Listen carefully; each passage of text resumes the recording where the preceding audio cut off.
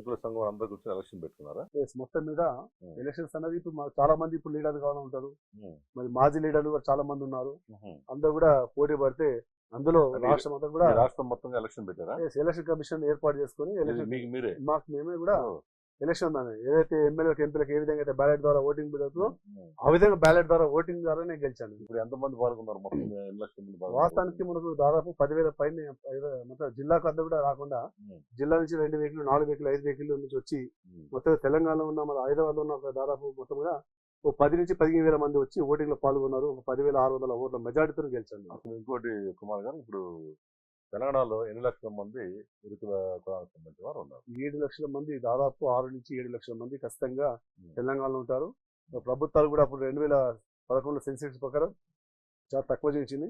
ఒక హైదరాబాద్ ప్రాంతంలోనే 2 లక్షల జనం ఉంటారు. మరి మిగతా 33 జిల్లాల్లో మొత్తం కలిపితే ఒక 7 లక్షల జనం ఇక్కడ ఉంటారు.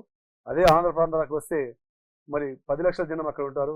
ఆంధ్రప్రదేశ్ లో 10 లక్షలు ఉంటారు. ఇక్కడ కన్నా ఒక 3 లక్షల ఎక్కువ ఉంటారు. ఆంధ్రప్రదేశ్ చాలా వరకు. ఇంతవరకు మనకు తెలియదు ఈ విషయం ఏంటంటే ఎరుకులో కూడా ఉండి, ఎందుకంటే ఎక్కడ ప్రాతినిధ్యం లేదు చట్టసభల్లో కానీ ఎక్కడ కూడా. వాస్తవానికి నేను కూడా బాధపడేది, ఎందుకంటే గతంలో ఎప్పుడో బీజేపీ ఎమ్మెల్యే గారు మాకు బీజేపీ పార్టీ టికెట్ ఇచ్చారు.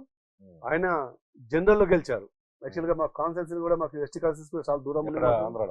ఆంధ్ర తెలంగాణ. ఎవరు గెలిచారు గతంలో? మన సత్యనారాయణ అనేసి పటంచెల సత్యనారాయణ గెలిచారు. ఆయన కూడా బీజేపీ గెలిచారు. అది కూడా ఇండిపెండెంట్ జనరల్ సీట్ లో గెలిచారు.